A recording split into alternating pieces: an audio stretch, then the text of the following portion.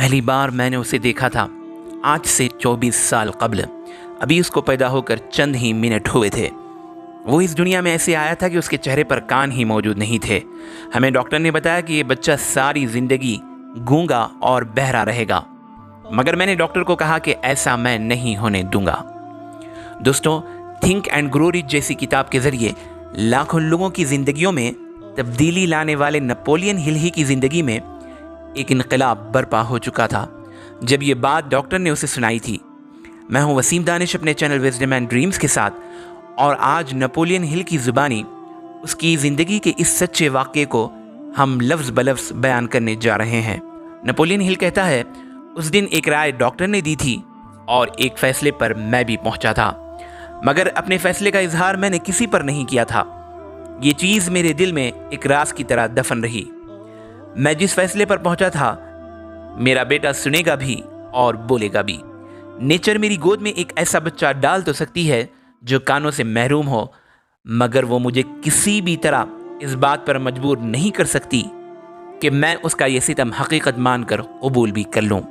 मेरे दिमाग में बिल्कुल साफ था, मेरा बेटा सुनेगा भी और बोलेगा भी। कैसे, इसका मुझे भी पता नहीं था। हाँ, मगर कोई ना कोई तो ऐसी राह ज़रूर होगी जो मेरे बेटे की बोलने और सुनने की ताकत को ज़रूर जगा सकती है, और मुझे ये बात मालूम थी कि मैं उस तरीके तक पहुँच कर रहूँगा। उस वक्त मेरे जहन में एमर्सन के ये लफ्ज़ गूंज रहे थे, चीज़ें जैसी भी हों वो हमें सिखाती हैं। यकीन करना, हमें सिर्फ उनको फॉलो करना पड़ता है। चीज़ें जैसी भी हो उनमें हम सब की रहनुमाई होती है, और अगर हम गौर से सुने तो हम वो दुरुस्त लफ्ज़ पा सकते हैं। वो दुरुस्त लफ्ज़ था डिज़ायर, तमन्ना, हर चीज़ से ज़्यादा ताकतवर चीज़।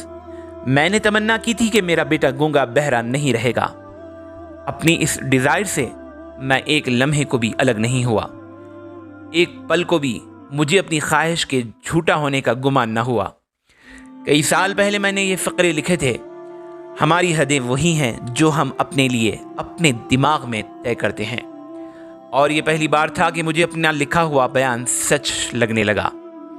मेरे सामने बिस्तर पर मेरा अभी पैदा हुआ बेटा लेटा था, जिसके पास ज़ाहिरी तौर पर भी सुनने के लिए कान मौजूद नहीं थे। अगर वो सुनना बोलना सीख भी जाए, मगर ज़ाहिरी तौर पर तो उसका चेहरा ऐसा ही रहना था, कान के बगैर। और मैंने उसके लिए क्या किया? मैंने अपने अंदर मौजूद तमन्ना, बर्निंग डिज़ायर को कई तरीक़े से उसमें शिफ्ट करना शुरू कर दिया।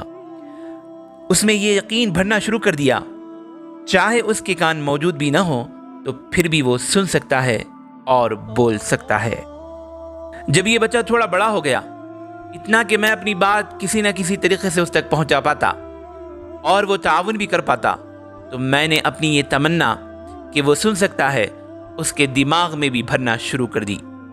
मैंने उसे बताना शुरू किया कि नेचर ख्वाहिश को फिजिकल रियलिटी में ढालेगी, मगर तुम्हें इस ख्वाहिश को हकीकत तक पहुंचाना अपने ही तरीके से है। ये सब सोचें मेरे अपने दिमाग में चल रही थी, मगर मैंने किसी को भी अपनी इन सोचों के बारे में बताया नहीं। हर दिन मैं अपने साथ किए हुए इस वादे को खुद ही के साथ दोहराता रहा कि मैं अपने बेटे के गूंगे और बहरेपन को कभी कबूल नहीं करूंगा। जब बच्चा बड़ा होने लगा और अपने आसपास की चीज़ों को नोटिस करने लगा, तो हमें अंदाज़ा हुआ कि उसमें सुनने की हिस्स थोड़ी बहुत सही मगर मौजूद है। जब वो इस उम्र को पहुंचा जब आम तौर पर बच्चे बोलना शुरू कर देते हैं, तो उसने बोलने की कोई भी कोशिश न की, मगर उसकी हरकतों से हमें अंदाज़ा हो रहा था कि वो कुछ आवाज़ों को थोड़ा बहुत सुन सकता है, और सिर्फ यही वो चीज़ थी जो मैं जानना चाहता था। मुझे यकीन हो गया कि उसमें सुनने की मामूली से मामूली सलाहियत का बीज अगर मौजूद है तो वो अपनी इस सलाहियत को तरक्की दे सकता है। और फिर एक ऐसी चीज़ हुई जिससे मेरी उम्मीद का चिराग और ज़्यादा रोशन हो गया, और ये उम्मीद एक ऐसी जगह से आई जहाँ से मैं कोई तवक्को भी नहीं कर रहा था। हमने एक ग्रामोफोन ख़रीदा था। जब मेरे बच्चे ने पहली बार ग्रामोफोन पर म्यूज़िक सुना तो वो जैसे उसका दीवाना हो गया, और एक गाना तो उसे बहुत ही पसंद था। वो इस गाने को बार बार और कई बार बजाकर सुनता रहा। तकरीबन 2 घंटे तक वो ये गाना ग्रामोफोन के बिल्कुल सामने खड़े होकर सुनता रहा, और हालत उसकी ये थी कि मेज़ पर हाथ की उसकी पकड़ सख्त हो रही थी। اور دانت اس نے بھینچے ہوئے تھے، اور دانتوں کو بھیج کر گانا سننے کی عادت ہمیں کافی عرصے تک سمجھ میں نہ آئی۔ تب تک ہمیں بون کنڈکشن کے بارے میں پتہ نہ چلا۔ اس کے کچھ عرصے بعد پتہ چلا کہ جب میں کن پٹی پر یا اس کے دماغ کے نچلے حصے پر اپنے ہونٹ رکھ کر بات کرتا تھا تو وہ میری آواز آسانی سے سن سکتا تھا۔ جب میں نے بنیادی چیزیں دریافت کر لیں تو اب مجھے وہ نقطۂ آغاز مل گیا تھا جہاں سے شروعات کرتے ہوئے میں اپنی شدید خواہش کو عملی شکل دے سکتا تھا کہ میرا بیٹا سن اور بول سکے۔ اس وقت تک تو وہ تتلانا اور کچھ خاص لفظ بولنے کی کوشش شروع کر چکا تھا۔ بظاہر حالت دل توڑنے والی اور مایوس کن تھی، لیکن خواہش جس کی بنیاد میں مستحکم یقین ہو وہ ناممکن جیسے کسی لفظ کو نہیں جانتی ہے۔ میں اس بات پر ڈٹا تھا اور پورے عزم کے ساتھ اس بات پر کھڑا تھا کہ یہ میرا بیٹا ایک دن میری آواز کو صاف صاف سن سکے گا، اور میں نے بغیر کسی تاخیر کے اس خواہش کو اس کے دماغ میں بھرنا شروع کر دیا کہ وہ ضرور سنے گا اور ضرور بولے گا۔ کچھ عرصے میں مجھے ایک اور بات معلوم پڑی کہ میرا بیٹا رات کو سوتے وقت جو کہانیاں میں اس کو سناتا ہوں ان کو بڑا پسند کرتا ہے۔ مجھے ایک نیا کام مل گیا۔ میں ایسی کہانیاں بنانے اور سوچنے لگا کہ جو میں اسے رات کو سوتے وقت سنا سکوں۔ ایسی کہانیاں جس پر خود اعتمادی کا سبق ملے، جس میں امیجنیشن کی طاقت کے بارے میں اسے معلوم ہو، اس میں یہ شدید خواہش پیدا ہو سکے کہ وہ سن سکتا ہے اور خود کو نارمل محسوس کر سکے۔ ان میں سے ایک کہانی تو میں اسے خاص طور پر سناتا تھا، اور ہر بار جب میں اس کو یہ کہانی سناتا اس میں نئے رنگ بھرنے کی کوشش کرتا تھا، نئے ڈرامائی انداز میں وہ کہانی اسے سناتا تھا۔ یہ کہانی میں نے اس طرح سے بنائی تھی کہ جس کا مقصد اس خواہش کو، اس خیال کے بیج کو بونا تھا کہ اس کی یہ کمزوری کوئی بوجھ نہیں بلکہ اس کے لیے ایک اثاثہ ہے۔ میں اسے کہتا کہ اسے بڑے بھائی کے مقابلے میں زیادہ ایڈوانٹیج ہے۔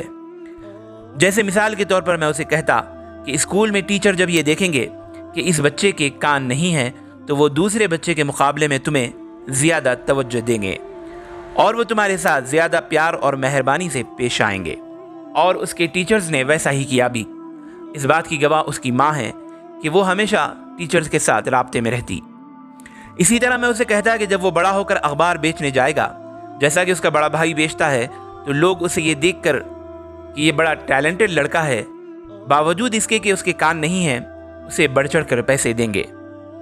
ان ساری چیزوں کا نتیجہ یہ نکلا کہ آہستہ آہستہ اس کی سننے کی صلاحیت زیادہ ہونے لگی، اور دوسرا بڑا فائدہ یہ ہوا کہ وہ اپنی اس کمی اور معذوری کی وجہ سے کسی قسم کے احساس کمتری کا شکار نہ ہوا۔ جب میرا بیٹا 7 سال کی عمر کا ہوا تو ہمیں وہ پہلی علامتیں نظر آنا شروع ہو گئیں جو یہ بتا رہی تھی کہ ہماری محنت رنگ لا رہی ہے، ہمارے طریقے ٹھیک ہیں۔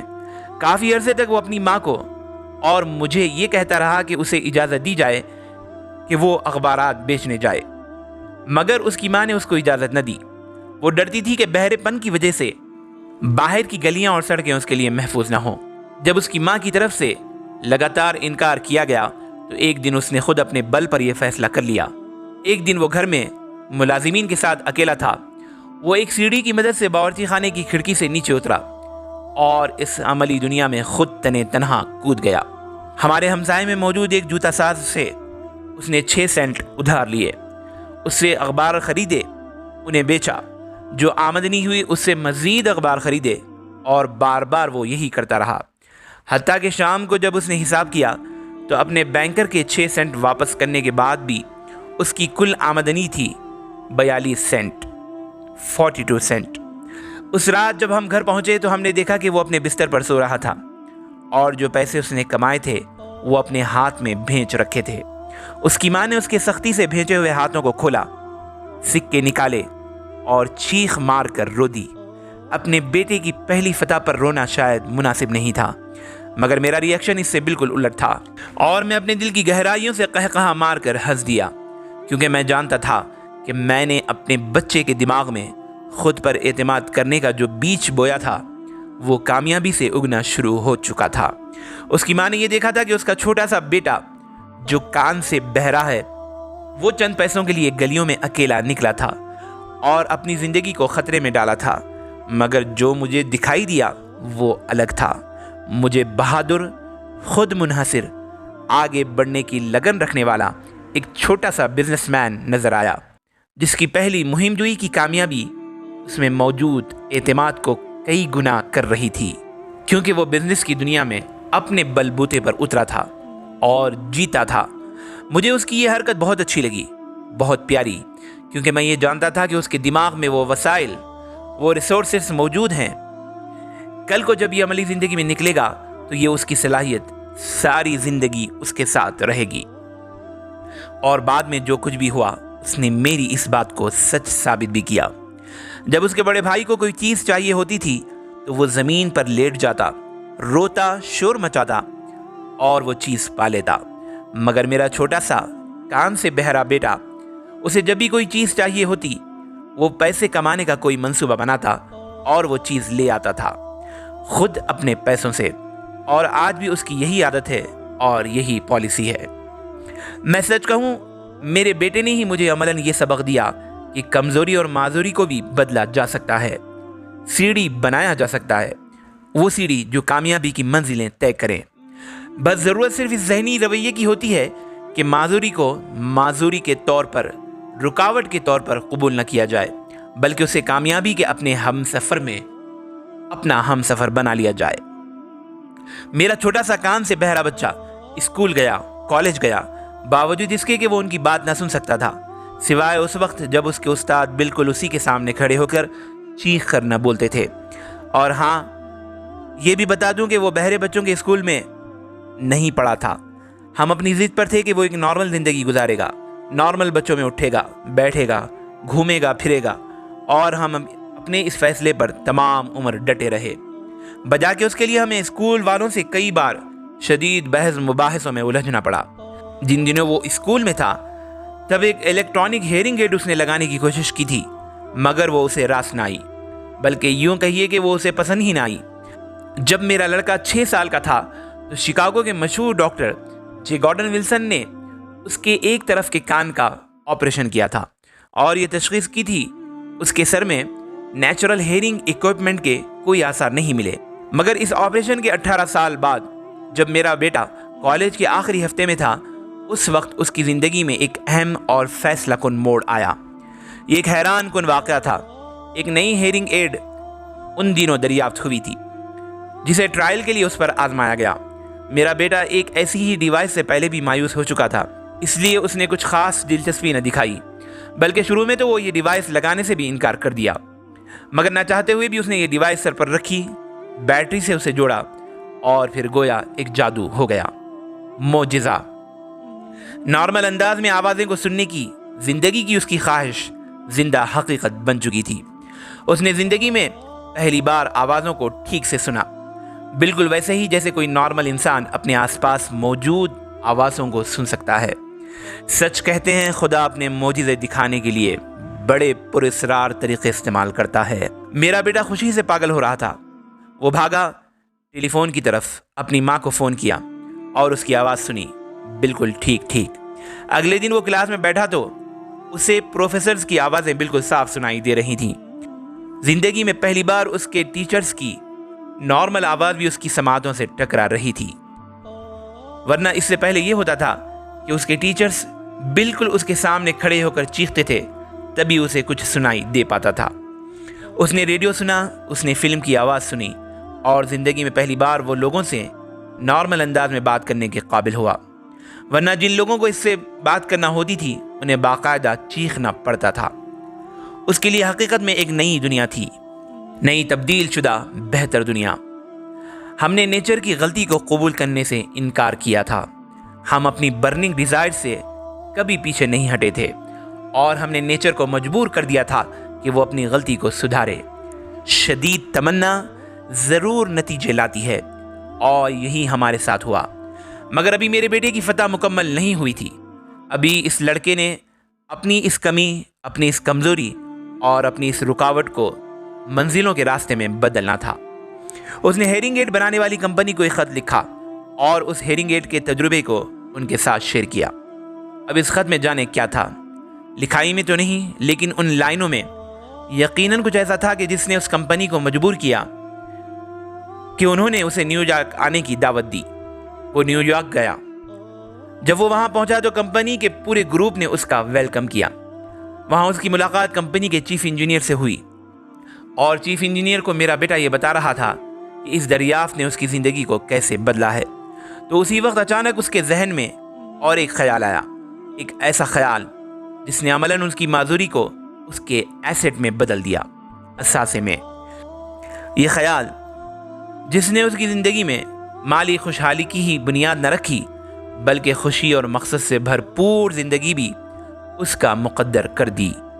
وہ آئیڈیا جو اس کے ذہن میں آیا اس نے کمپنی کے چیف انجینئر کو بتایا، جو یوں تھا کہ وہ ایسے لاکھوں لوگوں کی مدد کرنا چاہتا ہے جو سن نہیں سکتے ہیں اور جن کی ہیئرنگ ڈیوائسز تک کوئی رسائی نہیں ہے۔ وہ ان لوگوں کے پاس جا کر ان کو اپنی کہانی سنا سکتا ہے اور یہ بتا سکتا ہے کہ اس کی زندگی میں کیسے انقلاب آیا۔ اس دفتر میں اور اسی کرسی پر بیٹھے بیٹھے اس نے یہ فیصلہ کیا کہ وہ باقی کی اپنی پوری زندگی ان لوگوں کے لیے کام کرے گا جو سننے سے محروم ہیں۔ جب اس نے پوری ریسرچ کر لی کہ وہ کیسے ان لوگوں تک پہنچے گا تو اس نے 2 سال کا شیڈول بنا کر کمپنی کے سامنے پیش کر دیا۔ کمپنی نے یہ دیکھ کر اس کو فوراً ملازمت پر رکھ لیا اور جاب آفر کر دی۔ اس نے یہ سوچا تک نہیں تھا کہ وہ اپنے جیسے ہزاروں لوگوں کی زندگی میں آواز لے کر آئے گا۔ یہ قسمت کا ایک خوشگوار موڑ تھا۔ میرے بیٹے بلیر ہل اور مجھے تقدیر نے موقع دیا تھا ان لاکھوں لوگوں کی مدد کر سکیں جو گونگے بہرے تھے اور ایسے بھی لاکھوں لوگوں کی مدد جنہوں نے ابھی دنیا میں پیدا ہونا تھا۔ میرے دماغ میں اس حوالے سے کوئی شک نہیں تھا کہ میں اور میری بیوی بلیر کے لیے وہ نہ کرتے جو ہم نے کیا تو وہ تمام عمر ہی گونگا بہرا رہتا، کیونکہ مجھے اچھی طرح وہ یاد ہے کہ بلیر کی پیدائش کے وقت جس ڈاکٹر نے اس کا معائنہ کیا تھا اس نے تنہائی میں مجھے بتایا تھا کہ آپ کا بیٹا کبھی سن اور بول نہیں سکے گا۔ چند ہفتے پہلے ڈاکٹر اروند جو ایسی بیماریوں کے معروف اسپیشلسٹ ڈاکٹر ہیں، انہوں نے بلیر کا تفصیلی معائنہ کیا اور بلیر کو جب بولتے اور سنتے ہوئے دیکھا تو بہت حیران ہوئے اور کہا کہ میرے اندازے کے حساب سے اس لڑکے کو بولنا اور سننا نہیں چاہیے تھا، کیونکہ سارے معائنے کے بعد پتہ چلتا ہے کہ اس لڑکے کی کھوپڑی میں وہ سوراخ ہی نہیں ہے جہاں سے سنا جا سکتا ہے۔ مگر بلیر بہت اچھی طرح سن بھی پا رہا تھا اور بول بھی رہا تھا۔